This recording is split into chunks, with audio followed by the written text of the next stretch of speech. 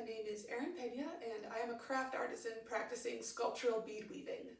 I'm located in my home studio in Minneapolis, Minnesota, and I'm here to give you a behind-the-scenes tour for the American Craft Council and their online artist directory in my studio series.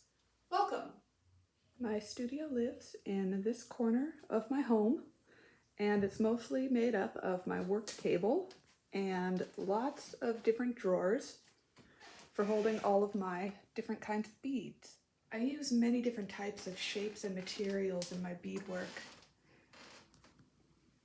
Anything from pressed glass to lamp-worked glass, crystal, metal charms, semi-precious stones, even plastic can add a special effect.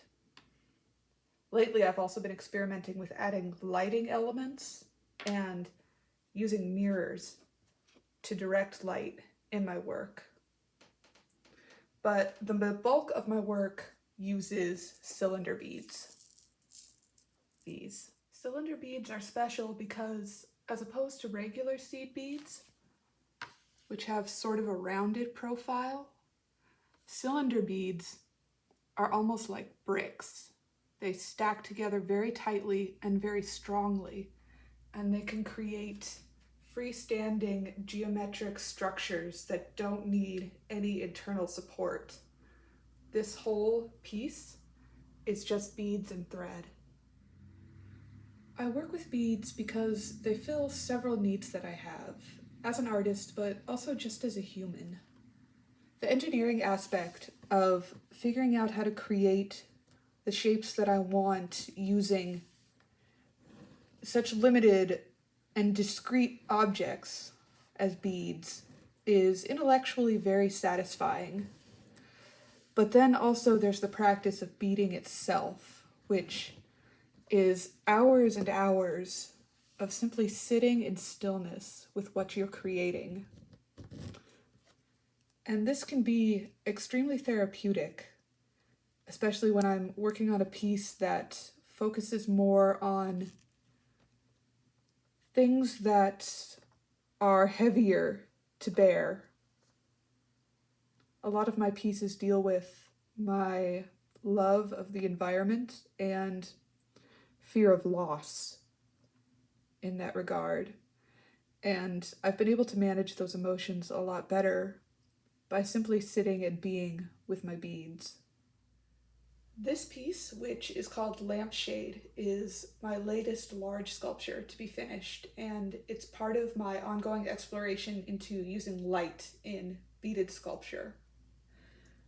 Lampshade has a socket with a magnet which is used to hold this small dollhouse LED.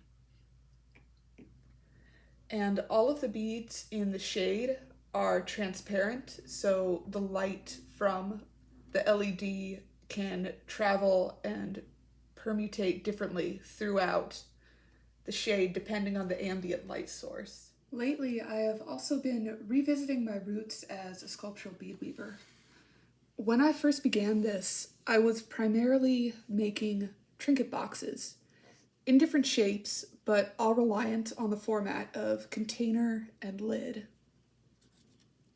It was many years before I was able to break free from that and to begin to make sculpture simply for its own sake, without being tied to a single format. So now when I go back and I make a box, I can do it with the addition of these more fantastical sculptural elements. And in a way, these pieces are amalgams of my past and where I'm going as a beader.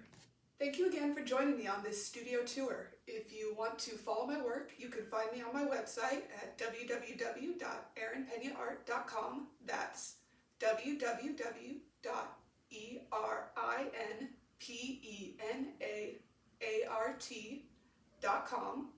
Or you can find me on Instagram at hummingbird_night. That's at HUMMINGBIRD_KNIGHT.